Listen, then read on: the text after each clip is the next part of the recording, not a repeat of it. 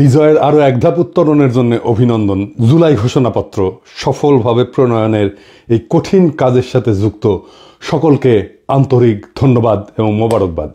এই গুরুত্বপূর্ণ অবদানের জন্য আপনাদের কাছে বাংলাদেশ কৃতজ্ঞ থাকবে। তবে এই ঘোষণাপত্রে কি জাতির আকাঙ্ক্ষা পূর্ণ করতে পারছে? না, পারে নাই। এই ঘোষণাপত্র আরো সর্বাঙ্গ সুন্দর হইতে পারত যদি কিছু সীমাবদ্ধতা দূর করতে পারত। এটা হয় নাই সম্ভবত দুইটা কারণে। আসসালামু আলাইকুম প্রদর্শক শ্রোতা, জুলাই ঘোষণাপত্র নিয়ে এবার পিনাক্ষী দাদা গুরুত্বপূর্ণ কিছু তথ্য দিয়েছেন। এই ঘোষণাপত্র কেউ কেউ প্রত্যাখ্যান করেছেন, আবার বিএনপি কেন এত স্বাগত জানিয়েছেন। গুরুত্বপূর্ণ তথ্য দিয়েছেন, চলুন ভিডিওতে বিস্তারিত দেখে আসি। বিজয়ের আরো এক ধাপ উত্তরণের জন্য অভিনন্দন। জুলাই ঘোষণাপত্র সফলভাবে প্রণয়নের এই কঠিন কাজের সাথে যুক্ত সকলকে আন্তরিক ধন্যবাদ এবং মোবারকবাদ। এই গুরুত্বপূর্ণ অবদানের জন্য আপনাদের কাছে বাংলাদেশ কৃতজ্ঞ থাকবে। তবে এই ঘোষণাপত্রে কি জাতির আকাঙ্ক্ষা পূর্ণ করতে পারছে? না, পারে নাই। এই ঘোষণাপত্র আরো সর্বাঙ্গ সুন্দর হইতে পারত যদি কিছু সীমাবদ্ধতা দূর করতে পারত। এটা হয় নাই সম্ভবত দুইটা কারণে। এক, রাজনৈতিক দলগুলোর মধ্যে অর্গানিক ইন্টেলেকচুয়াল ক্যাপাসিটি বা বুদ্ধিবৃত্তিক ক্যাপাসিটি এটা না থাকা, বা নেহায়েতি বিপ্লবের আকাঙ্ক্ষা বুঝতে ব্যর্থ হওয়া। আমি এই জন্যই বলি যে বিপ্লবের আকাঙ্ক্ষা প্রচলিত রাজনৈতিক দলগুলো ধারণ করতে না পারলে নতুন রাজনৈতিক শক্তি উত্থিত হবে। আসেন এখন আমার মতে এই ঘোষণাপত্রে 5টা প্রধান সীমাবদ্ধতা নিয়ে আলাপ করি। অনেকেই অনেক বিষয় নিয়ে আলাপ করতেছেন, সবগুলোই ভ্যালিড। আমি সেই আলাপগুলো আবার নতুন করে আমার আলাপের মধ্যে ঢুকায় আমার আলাপের কলেবর বাড়াইতে চাই না। তবে যে আলাপগুলো এখনো জনপরিসরে আসে নাই সেগুলো নিয়েই আজকের আলাপ করব। আসেন আল্লাহর নামে শুরু করি। ঘোষণাপত্রে উপনিবেশিক শক্তির বিরুদ্ধে দীর্ঘ লড়াই সংগ্রামের কথা বলা হয়েছে, কিন্তু ব্রিটিশ উপনিবেশিক শাসনের বিরুদ্ধে এই অঞ্চলের মানুষের লড়াইয়ের ধরন কেমনে হয়েছে, এই লড়াইটা, তার কর্তা সত্তা এবং রাষ্ট্র বাসনার যে অর্জন 1947 সালে পূর্ব পাকিস্তানের স্বাধীনতা প্রাপ্তির কথা এই ঘোষণাপত্রে উল্লেখ নাই। সত্য উচ্চারণে এরকম হীনমন্যতা, পূর্বপুরুষের বীরত্বপূর্ণ অবদানকে এড়ায় যাওয়া, তাদের মহান আত্মত্যাগের স্মৃতি অনিচ্চারিত রাখাটা, ঘুরে ফিরে ওই একই বাঙালি জাতীয়তাবাদী বয়ানের রেখে যাওয়া স্থির করে দেওয়া বিন্দু থেকে আমাদের ইতিহাসকে দেখার পাঠ করার যে অলাথ চক্র তার মধ্যে আটকে গেল। তার মানে আওয়ামী লীগের ইতিহাস যেরকম 52 সাল থেকে শুরু হয়, ঠিক একই জায়গা থেকে ওনাদের ঘোষণাপত্রের ইতিহাস শুরু হইল। এখানে দুইটা রাজনৈতিক টার্ম আমাদের একটু বুঝতে হবে। কর্তা সত্তা, ইংরেজিতে বলে এজেন্সি, কি সেটা? আমরা আগে দেখতাম যে রাজনৈতিক দলগুলো রাজনৈতিক লড়াই করে, তাদের কর্মীরা করে।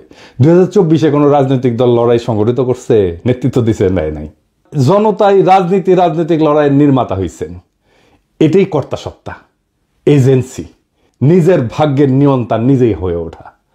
2024 সালের বর্ষা বিপ্লব আমাদের দেখাইছে যে সাধারণ মানুষ চাইলে নিষ্ক্রিয় দর্শক বা শাসিত প্রজা থেকে দেশের রাজনীতির সবচেয়ে বড় খেলোয়াড় বা সক্রিয় কর্তা হয়ে উঠতে পারে। যখন জনগণ নিজের শক্তি সম্পর্কে সচেতন হয় এবং সেই শক্তি প্রয়োগ করার জন্য ঐক্যবদ্ধ হয়ে মাঠে নামে, তখনই জন্ম নেয় সত্যিকারের রাজনৈতিক কর্তা সত্তা, যেটা হয়েছে 2024 সালে। তো এই রাজনৈতিক কর্তা সত্তা জনগণের থাকায় লাভ কি, না থাকলে ক্ষতি কি? জনগণের রাজনৈতিক কর্তা সত্তা বা এজেন্সি একটা দেশের জন্য খুবই গুরুত্বপূর্ণ। সহজ ভাষায় এইটা হলো জনগণের সেই ক্ষমতা যার মাধ্যমে তারা নিজেদের ভাগ্য নির্ধারণে সক্রিয় ভূমিকা পালন করে। এর থাকা বা না থাকার উপরে দেশের ভবিষ্যৎ এবং নাগরিকদের জীবনযাত্রার মান নির্ভর করে। যখন একটা দেশের মানুষের রাজনৈতিক এজেন্সি বা কর্তা সত্তা থাকে, তার অনেক ভালো ফল আছে। যেমন সরকারের জবাবদিহিতার স্বচ্ছতা নিশ্চিত হয়। জনগণ যখন সক্রিয় থাকে তখন সরকার যা খুশি তাই করতে পারে না। শাসকেরা জনগণের কাছে তাদের কাজের জন্য জবাবদিহি করতে বাধ্য থাকে। জনগণ প্রশ্ন করতে পারে, সমালোচনা করতে পারে এবং নির্বাচনের মাধ্যমে সরকারকে ক্ষমতা থেকে সরাইতেও পারে। এই এজেন্সি আমরা হারাই ফেলছিলাম। নাগরিক অধিকার সুরক্ষিত থাকে, মানে রাজনৈতিকভাবে সচেতন এবং সক্রিয় জনগণ তাদের সাংবিধানিক এবং মানবিক অধিকার, যেমন বাক স্বাধীনতা, সমাবেশের স্বাধীনতা, ন্যায় বিচার পাওয়ার অধিকার, এই সম্পর্কে সজাগ থাকে। কোনো সরকার এই অধিকারগুলো কেড়ে নেওয়ার চেষ্টা করলে জনগণ ঐক্যবদ্ধভাবে প্রতিরোধ গড়ে তোলে, যেটা আমরা করছিলাম। হাসিনা এগুলো সবগুলো আমাদের কেড়ে নিয়েছিল। এর ফলে রাষ্ট্রের সুশাসন এবং স্থিতিশীলতা প্রতিষ্ঠা পায়। যেমন জনগণ যখন নীতি নির্ধারণের প্রক্রিয়ায় অংশগ্রহণ করে তখন সরকারের গৃহীত সিদ্ধান্তগুলো আরো বাস্তবসম্মত হয়, গণমুখী হয়। এর ফলে সামাজিক উত্তেজনা কমে এবং দীর্ঘমেয়াদী রাজনৈতিক স্থিতিশীলতা তৈরি হয়। জনগণ অনুভব করে যে রাষ্ট্র তাদের কথা শোনে। 4 নাম্বার, সামাজিক ন্যায় বিচার এবং সমতা বৃদ্ধি পায়। সমাজের প্রান্তিক, দরিদ্র, অনগ্রসর এবং সুবিধাবঞ্চিত গোষ্ঠীগুলো তাদের এজেন্সির মাধ্যমে নিজেদের দাবি দাওয়া তুলে ধরতে পারে। এর ফলে রাষ্ট্র তাদের প্রতি নজর দিতে বাধ্য হয় এবং সমাজে অর্থনৈতিক এবং সামাজিক বৈষম্য কমে আসে। যেমন ধরেন, শ্রমিক সংগঠনগুলো তাদের কর্তাসত্তা প্রয়োগ করে ন্যায্য মজুরি এবং নিরাপদ কর্মপরিবেশ আদায় করে নিতে পারে। এবং 5 নাম্বার, জাতীয়তাবোধ এবং দেশপ্রেম শক্তিশালী হয়। যখন জনগণ মনে করে যে দেশটা তাদের এবং দেশের ভালো মন্দে তাদের ভূমিকা আছে, তখন তাদের মধ্যে স্বাভাবিকভাবেই দেশপ্রেম, জাতীয়তাবোধ বৃদ্ধি পায়। তারা দেশের সম্পদ রক্ষা করে, দেশের উন্নয়নে নিজেদেরকে অংশীদার মনে করে। আর যেই দেশে জনগণের রাজনৈতিক এজেন্সি না থাকে, সেই দেশে এক অন্ধকার পরিস্থিতি তৈরি হয়। সেই দেশে স্বৈরাচারী আর নিপীড়নমূলক শাসনের জন্ম হয়, যেটা হাসিনার আমলে হয়েছে। শাসকেরা যা খুশি তাই করতে পারে। সরকার ধীরে ধীরে স্বৈরাচারী হয়ে ওঠে এবং জনগণের উপর নিপীড়ন, নির্যাতন চালায়। ভিন্ন মতকে শক্তি দিয়ে দমন করা হয়। হাসিনা যা যা করছে, হাসিনার আমলে আমরা এজেন্সি হারাইছিলাম, আমাদের কর্তা সত্তা হারাইছিলাম। ব্যাপক দুর্নীতি এবং সম্পদ লুণ্ঠন হয়, কারণ সরকারের কোনো জবাবদিহিতা থাকে না। রাষ্ট্রীয় সম্পদকে ব্যক্তিগত সম্পদে পরিণত করা হয়। ক্ষমতাসীন এবং তাদের মদতপুষ্ট একটা গোষ্ঠী ব্যাপক দুর্নীতিতে জড়ায় পড়ে, দেশের সম্পদ বিদেশে পাচার হয়ে যায় এবং সাধারণ মানুষ রাষ্ট্রীয় সম্পদের সুফল থেকে বঞ্চিত হয়। একই জিনিস ঘটছে হাসিনার আমলে। এর ফলে দেশ অর্থনৈতিকভাবে পঙ্গু হয়ে যায়, ধনী গরিবের মধ্যে বৈষম্য আকাশচুম্বী হয়। এজেন্সি না থাকলে নাগরিক অধিকারের চরম লঙ্ঘন হয়। যেখানে এজেন্সি নাই, সেখানে অধিকারও নাই। মানুষের কথা বলার স্বাধীনতা, সংবাদপত্রের স্বাধীনতা, এমনকি নিরাপদে বেঁচে থাকার অধিকারও কেড়ে নেওয়া হয়। আইন বিচার ব্যবস্থা ক্ষমতাসীনদের হাতিয়ারে পরিণত হয়। দেখছেন না, হাসিনার আমলে যা যা হয়েছে সব আমাদের এজেন্সি বা কর্তা সত্তা হারানোর ফল। এর ফলে জনগণ দ্বিতীয় শ্রেণীর নাগরিকে পরিণত হয়। তাদের জীবন, সম্পদ, সম্মান সব হুমকির মুখে থাকে এবং জবাবদিহিতা না থাকায় অযোগ্য ব্যক্তিদেরকে গুরুত্বপূর্ণ পদে বসায় এবং দেশের জন্য ক্ষতিকর সব সিদ্ধান্ত নেয়। যেহেতু জনগণ কথা বলতে পারে না, তাই সেই ভুল বা সিদ্ধান্তগুলোই চলতে থাকে এবং রাষ্ট্র হিসেবে দেশটা ব্যর্থ হইতে শুরু করে। এর ফলে শিক্ষা, স্বাস্থ্য, অর্থনীতির মতো সমস্ত গুরুত্বপূর্ণ কাজ ভেঙে পড়ে একে একে এবং দেশের ভবিষ্যৎ অন্ধকার হয়ে যায়। সামাজিক স্থবিরতা দেখা দেয়, হতাশা দেখা দেয়। জনগণ যখন দেখে যে দেশে ভালো মন্দ তাদের কিছুই করার নাই, কিছু যায় আসে না, তখন তাদের মধ্যে তীব্র হতাশাবোধ এবং বিচ্ছিন্নতাবোধ জন্মায়। তরুণ প্রজন্ম দেশের প্রতি আস্থা হারায় ফেলে এবং সুযোগ পেলে দেশ ছেড়ে চলে যেতে চায়। সমাজের সৃষ্টিশীলতা এবং অগ্রগতির পথ বন্ধ হয়ে যায়। তার মানে জনগণের রাজনৈতিক এজেন্সি বা কর্তা সত্তা, এটা হইতেছে একটা সুস্থ কার্যকর রাষ্ট্রের হৃৎপিণ্ড। এটা থাকলে রাষ্ট্র জনগণের শক্তিতে বলিয়ান হয়, আর না থাকলে সেই রাষ্ট্র একটা অন্তঃসার শূন্য কাঠামোতে পরিণত হয়, যে কোনো সময় যেটা ভেঙে পড়তে পারে। আমরা আমাদের এজেন্সি, আমাদের কর্তা সত্তা এই 2024-এ নিজের হাতে নিতে পারছি। এইটাই 2024-এর বিপ্লবের সবচেয়ে বড় সাফল্য। এইবার আসেন আমাদের জুলাই ঘোষণাপত্রের দ্বিতীয় সীমাবদ্ধতার কথা বলি। বাংলাদেশের সাম্প্রতিক ইতিহাসের গুরুত্বপূর্ণ সবগুলো ঘটনার কথা উল্লেখ আছে এখানে, খুব ভালো। 1975 সালের 7ই নভেম্বরের সিপাহী জনতার বিপ্লবের কথাও আছে, কিন্তু 1975 সালের 15ই আগস্টের বিপ্লবের কথা নাই। কেউ আর তারে ওন করে না। এই জন্যেই আওয়ামী লীগ মর্সিয়া গাইতে পারে, বঙ্গবল্টু মরে নাই। 1975-এর 15 আগস্ট দেশপ্রেমিক সেনাবাহিনী শেখ মুজিবের বাকশাল সরকারকে উৎখাত করে। সেই বিপ্লব জনতা অভিষিক্ত করে, পথে নামে আসা তাদেরকে অভিনন্দিত করে। সিপাহী জনতার বিপ্লব কি আকাশ থেকে পড়ছে? 90-এর সামরিক স্বৈরাচারের বিরুদ্ধে গণ অভ্যুত্থানের পর 3 জোটের রূপরেখা এটা লেখা হয়েছিল, সেটা লঙ্ঘন করছে। বিজয়ী দলসমূহের মধ্যে রাজনৈতিক সমঝোতা ভঙ্গ, জন আকাঙ্ক্ষা পূরণের যে ব্যর্থতা এবং পরবর্তীতে সেই অভ্যুত্থানের অঙ্গীকার ধারণ করতে না পারার কারণে পর্যায়ক্রমে বাংলাদেশ রাষ্ট্রের অগণতান্ত্রিক চরিত্র ধারণের অশুভ পরিণতির উল্লেখ এই জুলাই ঘোষণাপত্রে নাই। তত্ত্বাবধায়ক সরকার ব্যবস্থা ধ্বংস করার বিষয়ে উল্লেখ নাই। কেন, কিভাবে এই ফাংশনিং ব্যবস্থাটা ধ্বংস হইল সেটার কোনো উল্লেখ আছে? নাই। তবে একই ঘটনা আবার ঘটলে আমি সেটাকে কিভাবে বাধা দেব? এবার আসেন 3 নাম্বার সীমাবদ্ধতা। গত প্রায় 16 বছর দীর্ঘ ফ্যাসিস্ট দুঃশাসন প্রতিষ্ঠা করতে, জনগণের উপরে ধারাবাহিক নিপীড়ন চালাইতে রাষ্ট্রের মূল প্রতিষ্ঠানসমূহের মধ্যে সবচেয়ে বেশি আগ্রাসী শক্তি ব্যবহার করছে সশস্ত্র বাহিনী এবং সামরিক গোয়েন্দা সংস্থা, যাদের স্বীকৃত অপরাধ কর্মের কোনো উল্লেখ জুলাই ঘোষণাপত্রে নাই। আয়নাঘর কোথায় হয়েছে? ক্যান্টনমেন্টের মধ্যে ডিজিএফআই করছে। এতেও 36শে জুলাই পর্যন্ত হেলিকপ্টার ব্যবহার কইরা, খুন জখম কারফিউ জারি কইরা, ইন্টারনেট বন্ধ কইরা, সেনাবাহিনী নামায় গুলি চালানোতে নেতৃত্ব প্রদানকারী খুনি জেনারেল চক্রের সকল রাষ্ট্রদ্রোহী অপরাধের ঘটনাগুলো লুকায় ফেলা হয়েছে।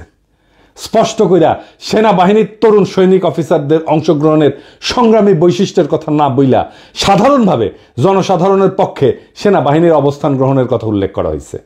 সত্য কথা, ইনসাফের কথা, ন্যায়ের কথা এবং সঠিক কথাটা হইতেছে যে মার্চ টু ঢাকা কর্মসূচির দিন ৩৬শে জুলাই বা ৫ই আগস্ট বিপুল গণস্রোত এবং প্রধানত সৈনিকদের চাপের মুখে শীর্ষ সামরিক নেতৃবৃন্দ চূড়ান্ত এবং শেষ পর্বে গণ অভ্যুত্থানে বাধা না দিয়া ৫ তারিখে আরো প্রাণহানি এবং রক্তক্ষয় এবং জাতীয় বিপর্যয় এড়াইতে সহায়তা করছে।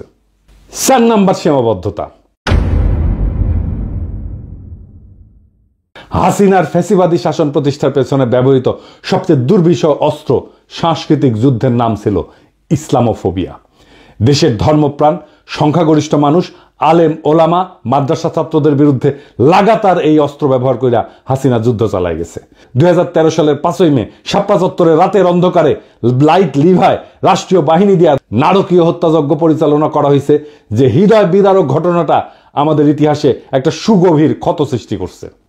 ব্রিটিশ উপনিবেশিক শাসনকাল থেকে শুরু করে সকল আজাদী আন্দোলনে, অধিকার আদায়ের সংগ্রামে এদেশের ধর্মপ্রাণ মানুষ, আলেম ওলামা এবং মাদ্রাসা শিক্ষার্থীদের অংশগ্রহণ, আত্মত্যাগ এবং অবদানকে সবসময় অবহেলা, আড়াল এবং মুছে দেওয়ার একটা দুষ্ট ক্ষত আমাদের ইতিহাসে গেড়ে বসছে। এই উগ্র জাতীয়তাবাদী তথাকথিত প্রগতিশীল দুষ্ট ক্ষতের ইতিহাস আবার পুনরাবৃত্ত হয়েছে। তাদের লড়াইয়ের যথাযথ মর্যাদা স্বীকৃতি, বাংলাদেশের ভবিষ্যৎ রাষ্ট্র গঠনের আকাঙ্ক্ষায় তাদের অবদান এবং ত্যাগের যথাযথ হিস্সা ছাড়া কোনোদিন আমাদের এই স্বপ্ন, বাংলাদেশ গড়ার স্বপ্ন পরিপূর্ণ হবে না। বাংলাদেশের আলেম ওলামা মাদ্রাসা শিক্ষিতদের ব্যাপক এবং সর্বাত্মক অংশগ্রহণ ছাড়া ২০২৪-এর বিপ্লব সফল হতো না, এটা লিখে রাখতে পারেন। ৫ম সীমাবদ্ধতা। ২০২৪-এর বিপ্লবে মেহনতি মানুষ এবং নারীর অংশগ্রহণের প্রশ্নটা দৃশ্যমানভাবে আসেনি। জুলাই গণ অভ্যুত্থানে অংশগ্রহণকারী বড় দুইটা শক্তি ছিল শহরের মেহনতি মানুষ এবং নারী সমাজ। বৈষম্য বিরোধী সংগ্রামের এই বৈশিষ্ট্য ঘোষণাপত্রে উল্লেখ করা হয়নি। অর্থনৈতিকভাবে অনগ্রসর জনগোষ্ঠী এবং নারী সমাজ যে রাষ্ট্রীয়, অর্থনৈতিক এবং সামাজিক স্তরে সৃষ্ট বৈষম্যের অবসান চায়, জুলাই গণ অভ্যুত্থানে সেই আকাঙ্ক্ষা খুব স্পষ্টভাবে ফুটে উঠছিল। এই জনগোষ্ঠীর সমানাধিকারের আকাঙ্ক্ষা আন্দোলনের অগ্রভাগে ছিল, নেতৃত্ব দিছিল এবং তাদের বেশিরভাগই হতাহত হয়েছে। অধিকার সচেতনতা, বঞ্চনার বিরোধিতা এবং ইনসাফের ধারণা এই জনগোষ্ঠীকে সংগঠিত করার একটা গুরুত্বপূর্ণ ভূমিকা রাখছে। নতুন বাংলাদেশের অর্থনৈতিক নীতি কি বৈষম্য মোচন বা দারিদ্র্য বিলোপের দিকে পরিচালিত হবে? তার উপরেই নির্ভর করতেছে নতুন রাষ্ট্র ব্যবস্থার চরিত্র এবং স্থিতিশীলতা। কর্মসংস্থান, শিক্ষা এবং সামাজিক কর্মকাণ্ডে নারীর নিরাপত্তার পরিবেশ তৈরি করে জুলাই গণ অভ্যুত্থানে অংশগ্রহণকারী নারী সমাজকে ত্যাগ এবং অবদানের যথাযথ স্বীকৃতি দিতে হবে। এই ঘোষণাপত্র পড়া মনেই হয় না যে এই বর্ষা বিপ্লব ছিল একটা শহুরে দরিদ্রদের লড়াই। আমাদের এলিটরা সবসময় আমাদের মুরগি দেখায় আর ডাল খাওয়ায়। সুকুমার রায়ের একটা ছড়া আছে, নাকের বদলে নরুল পাইলাম, তাইরে নাইরে না, আমাদের হাতে নরুন ধরায় দিছে। রাজনৈতিক দলগুলোকে বলবেন, জিজ্ঞেস করবেন পয়েন্ট ধরে ধরে যে কেন আপনারা এই বিষয়গুলোকে যুক্ত করেন নাই, না হলে তারা নিজেদেরকে দেশের মালিক ভাবা বন্ধ করবে না। রাজনৈতিক দলগুলোকে মনে রাখতে হবে দেশের মালিক জনগণ, জনগণই সার্বভৌম ক্ষমতার উৎস। আপনারা আশা জাগান কিন্তু ডেলিভার করতে পারেন না, খুবই হতাশাজনক। জুলাই ঘোষণাপত্র একটা গুরুত্বপূর্ণ মাইল ফলক, এতে কোনো সন্দেহ নাই, কিন্তু এটা কোনোভাবেই শেষ গন্তব্য না, শেষ কথা না। এটা আমাদের দীর্ঘ লড়াই, ত্যাগ এবং স্বপ্নের এক ক্ষণিক প্রতিফলন, যার পেছনে আছে বহু রক্ত, অশ্রু আর আশার গল্প। এই ঘোষণার জন্ম হয়েছে এক গর্জে ওঠার সময়ের ভেতর থেকে, যখন মানুষ আর তাকাইছিল না কোনো নেতা বা দলের দিকে, বরং নিজেরা হাতে তুলে নিছিল রাজনৈতিক কর্তাসত্তার ভার। কিন্তু যে ঘোষণাপত্রের জন্ম হলো এই রক্ত গরম বাস্তবতা থেকে, সেটা যদি সেই বাস্তবতার বহু বর্ণ, বহু স্বর এবং মূল তাগিদকে ধারণ করতে ব্যর্থ হয়, তাহলে সেটা এক অর্থে জনগণের সাথে বিশ্বাসঘাতকতা হবে। যারা ময়দানে প্রাণ দিল, যারা নিঃস্ব হয়েও আশায় বুক বাঁধল, যারা চোখের সামনে ভাই বোন হারালো, তাদের ইতিহাস, তাদের দাবি, তাদের আত্মত্যাগের ভাষা বাদ পড়ে গেল। ঘোষণাপত্র না, সেটা হয়ে ওঠে আবার এক শ্রেণীর ক্ষমতা কাঠামোর পুনরুৎপাদনের হাতিয়ার। এই ব্যর্থতা নিয়ে নিরুৎসাহিত হওয়া যাবে না, বরং এই ব্যর্থতা থেকে নতুন শক্তির জন্ম দিতে হবে। যদি প্রচলিত রাজনৈতিক দলগুলো এজেন্সিহীন, ভবিষ্যৎ বিমুখ হইয়া পড়ে, তবে নতুন নেতৃত্ব, নতুন কাঠামো, নতুন চেতনার আবির্ভাব হবে। কেননা ইতিহাস দাঁড়ায় থাকে না, সে আগায় যায়। পিছনে ফেলে দেয় তাকেই যাকে সে ব্যর্থ মনে করে। তাই আসেন আমরা এই ঘোষণাপত্রকে একটা খসড়া হিসেবে বিবেচনা করি। এটা জনগণের অসীম শক্তির সামনে একটা খোলা চিঠি, যা আবার লেখা হবে, আবার সম্পাদিত হবে, আবার জনগণই তার রূপ নির্ধারণ করবে। এটাই হলো গণতন্ত্রের প্রকৃত চেহারা, যেখানে প্রত্যেকটা মানুষ শুধু ভোটার না, ইতিহাসের লেখক, যেখানে জনগণ শুধুই অনুসারী না, বরং রাষ্ট্র নির্মাণের কর্ণধার। আমরা যারা আজ প্রশ্ন করতেছি, সমালোচনা করতেছি, তারা কেউ এই প্রক্রিয়ার বাইরে না, বরং এই চর্চাই আগামী দিনের সুসংগঠিত, সুবিচার ভিত্তিক, ন্যায় ভিত্তিক, ইনসাফ ভিত্তিক বাংলাদেশের ভিত্তি করবে।